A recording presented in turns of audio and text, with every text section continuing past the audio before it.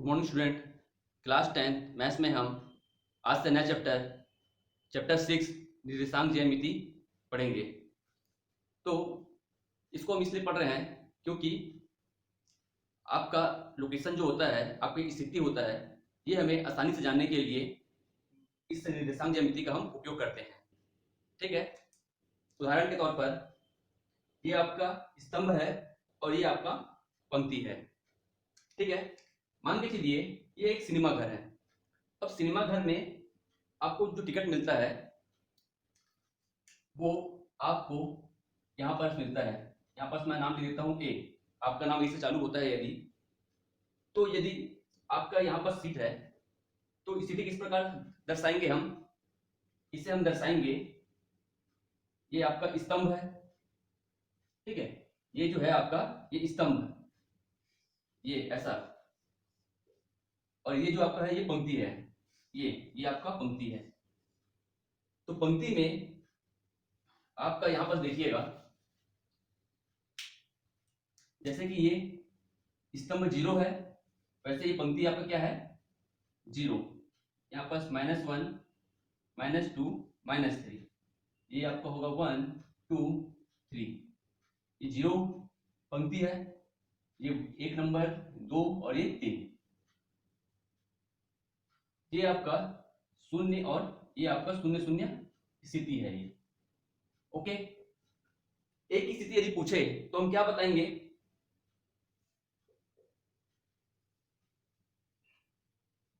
एक स्थिति को हम कहेंगे स्तंभ। कौन सा स्तंभ है ये? -1। ठीक है,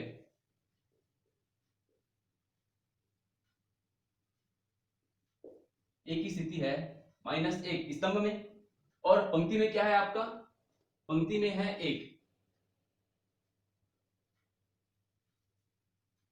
ओके, वैसे ही यदि आपको पूछ दे ये बी है, बी की स्थिति पूछे तो बी की स्थिति क्या है आपका? स्तंभ 2 और पंक्ति 2।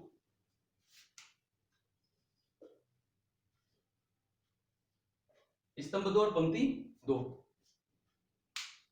आपको ऐसा भी प्रश्न कर सकता है, वो स्थिति बताइए, ठीक है, वो बिंदु बताइए जहां पर स्तंभ और पंक्ति दोनों बराबर है। तो हम देख सकते हैं ये स्तंभ भी क्या है आपका? 2 है और पंक्ति भी आपका 2 है। ठीक है, स्तंभ भी आपका यहां तक ये 2 है और ये पंक्ति भी 2 है, दोनों का वैल्यू बराबर है ना, स्तंभ और पंक्ति का।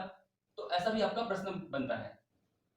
आपको कोई और पूछे, यदि आपका यहां पास दिया रहे, ये आपको दे दिया है सी, यहां पास दिया है, तो हम इसको किस प्रकार लिखेंगे? ये हमारे किस स्तंभ में आता है? 0 स्तंभ में है, और पंक्ति कौन सा है? 0 है। तो सी की स्थिति होगा 0 स्तंभ और 0 पंक्ति। ठीक है, निर्देशांक का उपयोग हम किसी की भी स्थिति को आसानी से दर्शाने के लिए करते हैं।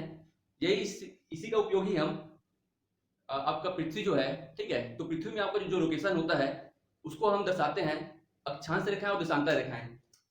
यही आपका, यही कॉन्सेप्ट आपका, ये अक्षांश रेखाएं और ये आपका देशांतर रेखाएं। ठीक है, आप मान के चलिए यहां पर है, तो देखिएगा इसमें और इसमें कोई अंतर नहीं है। तो आपका लोकेशन जो फाइंड हम करते हैं वो इन्हीं रेखाओं के माध्यम से हम करते हैं।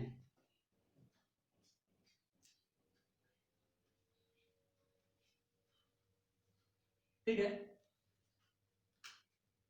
यहां पर एक देख लेते हैं, ये मान के चलिए यहां पर लिखता हूं मैं डी, लिखता हूं स्थिति डी। तो डी की स्थिति क्या है आपका? स्तंभ -3, ठीक है, पंक्ति -2। यहां पर हम अगर चलते हैं, यहां पर मैं लिखता हूं ई। तो ई की स्थिति क्या है आपका? ई स्तंभ 3 में है और पंक्ति -1।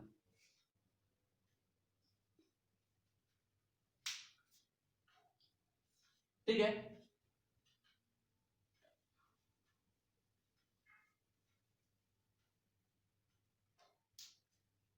तो अब इसी को अगर मैं नाम देता हूं आपका,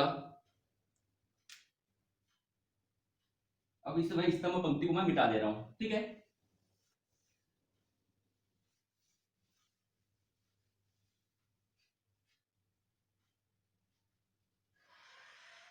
अब इसी को हम क्या नाम देते हैं, एक्स अक्ष में क्या हम क्या बोलेंगे, एक्स एक्सिस, और ये आपका है वाई एक्सिस, ये भी एक्स एक्सिस होगा, ये आपका वाई एक्सिस होगा। यहां पर हम, ये आपका क्या है, 0 0 है, ये आपका 1 0 1 2 3, ठीक है। ये आपका -1 -2 -3,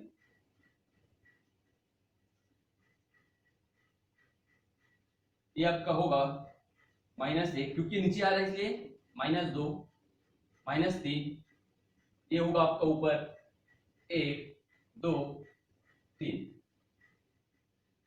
ओके, इस प्रकार हम काउंट करते हैं। ये एक्स एक्सिस आपने इससे पहले पिछली कक्षाओं में क्लास 8 9 में आपने ग्राफ खींचा होगा, हम वही ग्राफ अभी पढ़ेंगे। आपका एक्स एक्सिस है, ये आपका वाई एक्सिस है, ठीक है। ये आपका 0 है, ये आपका होता है इस तरफ आपका धनात्मक होता है 1 2 3। इसी प्रकार आपका ऊपर जब जाएंगे तो हम क्या मिलेगा, 1 2 3। इस पर जाने पर आपका क्या है, बाईं तरफ है, ये आप इसे सेंटर में ले लीजिए, दाईं तरफ आपका धनात्मक और ऊपर आपका धनात्मक हम काउंट करते हैं। ये आपका होगा -1 -2 -3, इस प्रकार हम, और नीचे आपका होगा -1 -2 -3, और ये आपका -4, ठीक है। प्लस इसको हम समझते हैं पहले। ये आपका जो होगा एक्स एक्सिस, ये आपका वाई एक्सिस। अब कितने, इसे हम कहते हैं प्रथम चतुर्थांश, ठीक है। इसे हम कहते हैं द्वितीय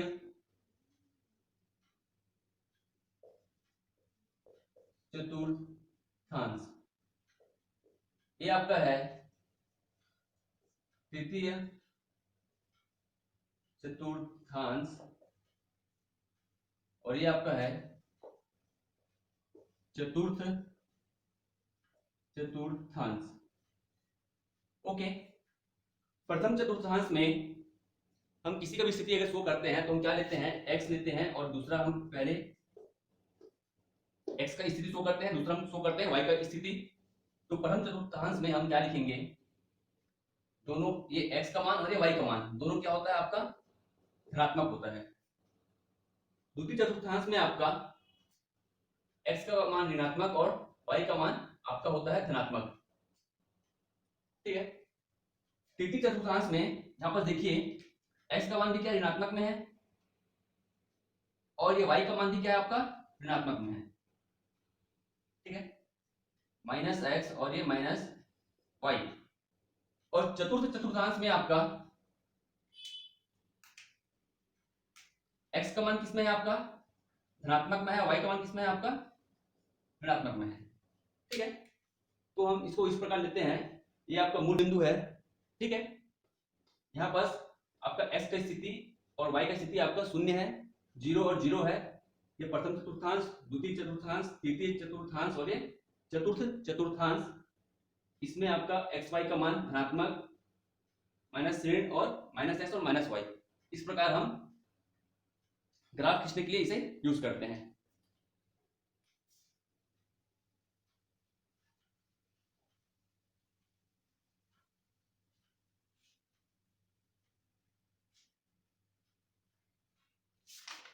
तो प्रश्नोली के प्रश्नों में आते हैं हम। हमें पहला प्रश्न दिया गया है, आप किताब को लीजिएगा। नीचे कुछ बिंदुओं के निर्देशांक दिए हैं, उन्हें निर्देशांक समतल पर प्रदर्शित कर बताइए कि बिंदु किस चतुर्थांश में स्थित है। ठीक है, आपका पहला प्रश्न में बोला है, दिया है आपका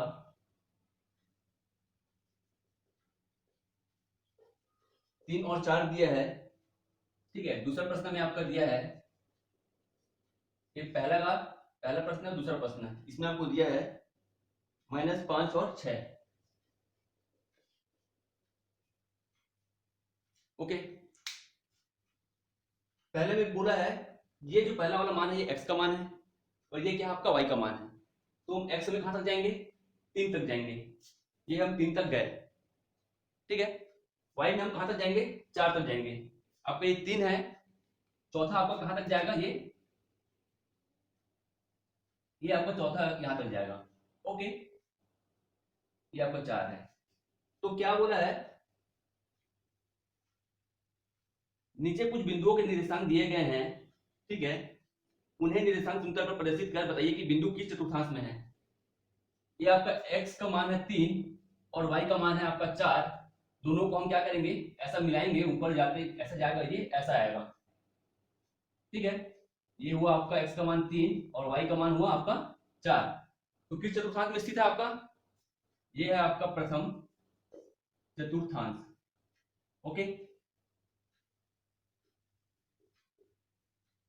अभी भी हमने पढ़ा था। दूसरा आपका क्या है, -5 और 6। x का मान है -5, यहाँ पास -3 है, -4, यदि आगे बढ़ेंगे तो और क्या आएगा आपका -5, इस प्रकार आपका आगे आएगा। -5 और 6, 6 कहाँ है, ये आपका x का मान है, ये y का मान है। 6 आपका कहाँ जाएगा और ऊपर जाएगा। तो दोनों को जब अगर हम मिलाएंगे तो इस चतुर्थांश में मिलेगा हमें। तो आंसर क्या होगा आपका, सेकंड चतुर्थांश। ओके, ये आपका तृतीय चतुर्थांश है, आपका चतुर्थ चतुर्थांश है। तो आप पहला प्रश्न को आप इसी प्रकार बनाएंगे। ठीक है, क्वेश्चन नंबर 2 देख लेते हैं।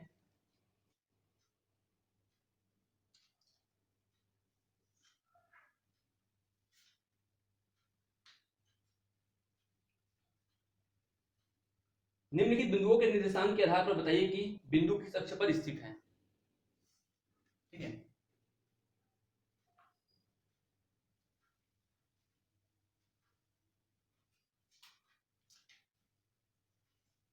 बिंदु किस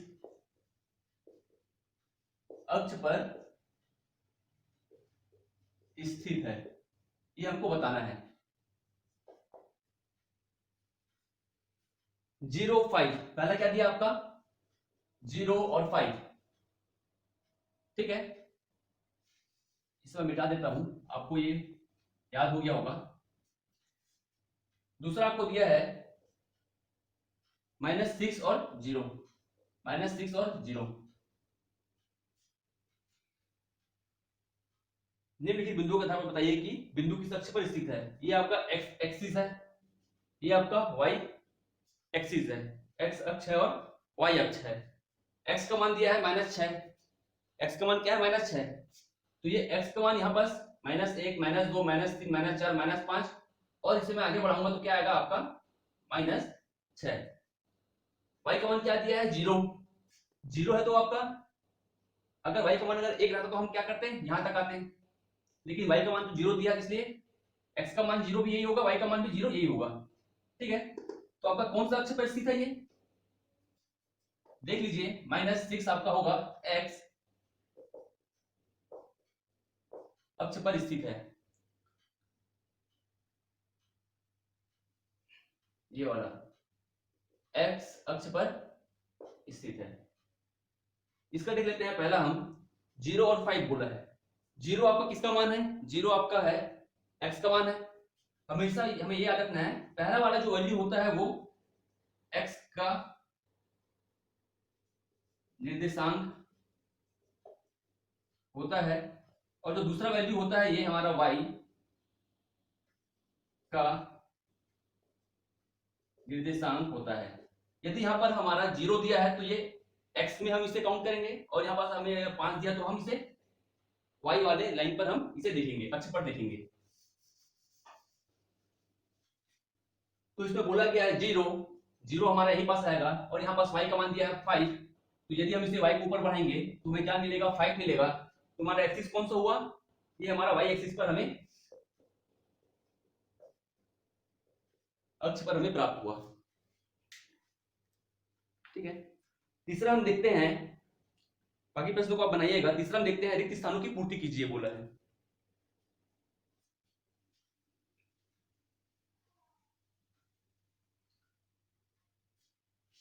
ठीक है, ये बिंदु को मैं मिटा देता हूं।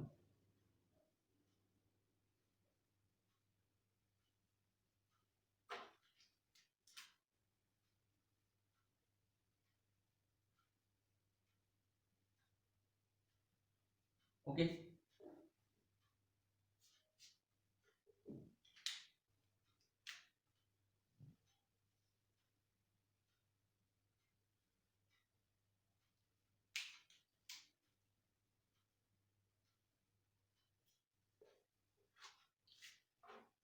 तीसरा प्रश्न बोला है प्रश्नावली 1 का रिक्त स्थानों की पूर्ति कीजिए। बिंदु P -4 -7 किस चतुर्थांश में स्थित है। बिंदु P क्या दिया, P का -4 और -7 किस चतुर्थांश में स्थित है, किस चतुर्थांश में स्थित है, आपको पहला प्रश्न पूछा गया है। तो -4 किसका मान है, आपका x का वैल्यू है। -4 आपका x एक्सिस पर ये आपका -4 और y एक्सिस पर आपका क्या है, -7। y एक्सिस पर आपका -7, ये हमारा नीचे जाएंगे हम। ठीक है, ऊपर तो धनात्मक है, नीचे ऋणात्मक है, तो ये आपका -3 -4 -5 -6 -7 नीचे की तरफ जाएगा। तो देखिएगा दोनों को यदि मैं मिलाऊंगा इस प्रकार तो हमारा चतुर्थांश किस में स्थित है आपका, ये आपका होगा आंसर तृतीय चतुर्थांश में आपका स्थित है। ओके, रिक्त स्थान वाला है। अगला प्रश्न क्या बोला है, एक्स अक्ष पर स्थित किसी बिंदु का y निर्देशांक होता है। एक्स अक्ष पर स्थित किसी बिंदु पर, ठीक है, किसी बिंदु पर कम, किसी बिंदु पर बोला है, इसका मतलब क्या है, या तो इस बिंदु पर या तो इस बिंदु पर, किसी भी बिंदु पर आपको यदि एक्स अक्ष पर कोई मान स्थित है तो y का मान क्या होगा। जाहिर सी बात है, यदि मैं इस बिंदु को अगर मैं लेके चलता हूं तो यहाँ पास x का मान तो -4 हो गया, y का मान क्या हुआ, y तो हमें कोई डिस्टेंस प्राप्त नहीं हुआ है, तो हमारा क्या आएगा दूसरा वाला, x अक्ष पर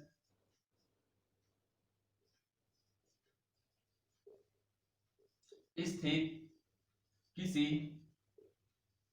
बिंदु पर y अक्ष का मान आपका होगा 0 होगा। ओके, तीसरा प्रश्न बोला है निर्देशांक समतल पर दोनों अक्ष परस्पर होते हैं। ठीक है, निर्देशांक समतल पर दोनों अक्ष परस्पर क्या होते हैं, आपका लंबवत होते हैं। ठीक है, मान के चलिए ये आपका समतल है, इस पर ये कोई बिंदु है। ठीक है, इस पर क्या होंगे आपका दोनों अक्ष क्या होगा, यहाँ पास आपका x से ये इस प्रकार हम काउंट करते हैं और y से हम इस प्रकार काउंट करते हैं। तो निर्देशांक समतल पर किसी बिंदु पर जो दोनों अक्ष क्या होते हैं, लंबवत होते हैं। ठीक है, यहाँ पास और ये आपका लंब यहाँ पास दर्शाया गया है। चौथा है y अक्ष पर स्थित किसी बिंदु पर x निर्देशांक होता है। y अक्ष में स्थित किसी बिंदु पर, y अक्ष में कोई बिंदु है, यहाँ पास x निर्देशांक का मान क्या आएगा, देखिएगा। ठीक है, x का मान क्या आएगा आपका, अगर यहाँ पास मैं बोलूं तो y का मान तो -1 है, x का मान क्या है, x को डिस्टेंस है क्या, नहीं है, तो आपका आएगा चौथा का आपका आंसर आएगा 0 आएगा। मूल बिंदु का निर्देशांक क्या है, 0 0 दोनों का आएगा। ठीक है,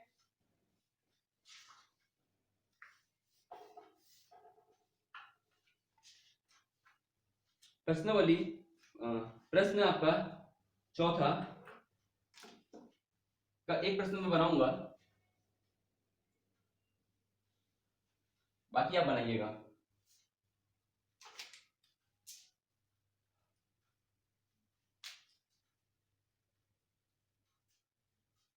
मैं आपको इसमें एक एग्जांपल बना के बताता हूं, आपका चौथा इसी के अकॉर्डिंग बनेगा। ठीक है, यहाँ पास मैं कोई एक बिंदु रख ले लेता हूं, यहाँ पास मैं लेता हूं ए। ठीक है, यहाँ पास मैं ए ले रहा हूं।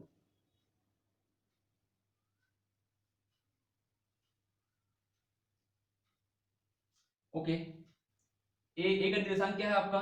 ए आपका है, नीचे अगर हम आएंगे तो क्या है, एक्स एक्सिस पर 2 है और वाई पर क्या है आपका 2 है।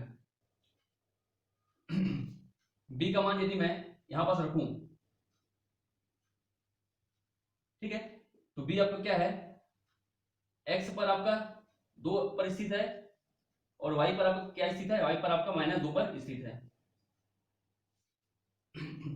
ठीक है, सी का मान यदि मैं रखता हूं यहां पर, तो आपका क्या आएगा, एक्स का मान क्या है आपका -3 और वाई का मान है आपका -3। पहला प्रश्न पूछा गया है, ऐसे बिंदुओं को लिखिए जिसके एक्स निर्देशांक समान है। यहाँ पर ए और यहाँ पर बी 2 बिंदु दिया गया है, इसका एक्स का मान क्या है 2 है, यहाँ पर भी एक्स का मान क्या है 2 है। तो ऐसे बिंदु को लिखिए जिसका एक्स का मान समान है, मतलब आपका बिंदु क्या है, ए और बी है। ठीक है, आंसर होगा आपका पहला वाला, इस प्रश्न के लिए ए और बी होगा। तो वैसे ही आपको डायग्राम बुक में दिया है, तो आप उस बिंदु को आप चुनाव करेंगे जिसका एक्स का मान समान रहेगा। ठीक है, आप डायग्राम में देखिएगा बुक निकालकर, आपका इस डायग्राम पर बिंदु बी का मान 3 और 6 है,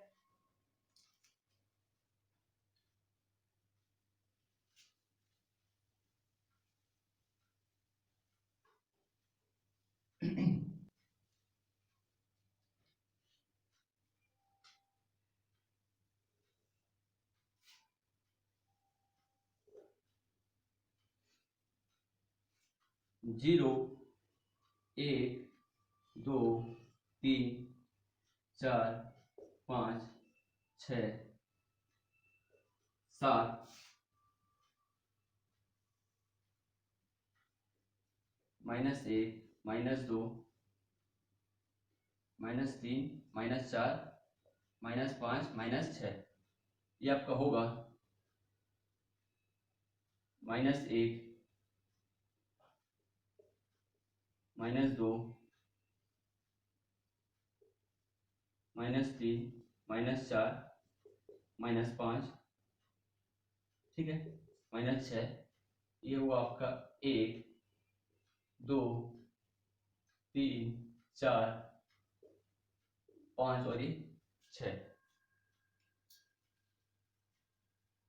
बी का मान दिया है 3 और 6, बी का मान क्या दिया है 3 और 6, ये आपका 3 हुआ, ये आपका 6 हुआ, तो यहाँ पर आपका बी का मान दिया है 3 और 6।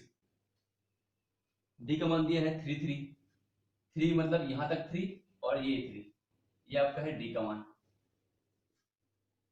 पी का मान दिया है 3 -2, पी का मान दिया है 3 -2, ठीक है,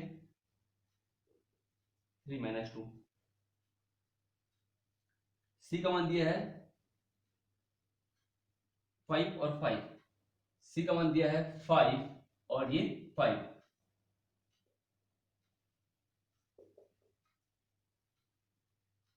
एस का मान दिया है 5 -5, एस का मान दिया है 5 और ये आपका -5, ये एस है 5 और -5। ऐसे बिंदुओं को लिखिए जिसके एक्स निर्देशांक समान है। एक्स का मान समान कौन कौन सा है, ये आपका एक्स का वैल्यू है, एक्स और वाई, एक्स और वाई, ये आपका एक्स और वाई, ये एक्स और वाई का मान है। एक्स का मान देखिए, एक्स का मान यहाँ पास भी 3 है, यहाँ पास भी 3 है, यहाँ पास भी 3 है, तो पहला का आंसर क्या आएगा आपका बी, डी और पी। यहां पर भी देखिएगा सी का मान है 5 और एस का मान भी है आपका 5 है, ठीक है, तो और आपका दूसरा आंसर क्या आएगा, CS। इस प्रकार आप बनाएंगे। यदि आपको y का मान समान बोलेगा तो आप y का मान को लीजिएगा, ठीक है। y का मान जहां जहां बराबर है उस बिंदु को आप लिखिएगा। तीसरे प्रश्न में ऐसा बोला है कि x और y दोनों का मान समान है, तो ये उसके लिए आंसर क्या आएगा आपका D। x का मान भी 3 है, y का मान भी 3 है। तो प्रश्न नंबर 1 को आप बनाइएगा, ओके। और आपका साथ में कॉपी भी कंप्लीट कीजिएगा, क्योंकि इस बार जब असाइनमेंट सबमिट करने आएंगे अगले महीने तो आपको कॉपी के साथ ही जमा लिया जाएगा। ओके, धन्यवाद।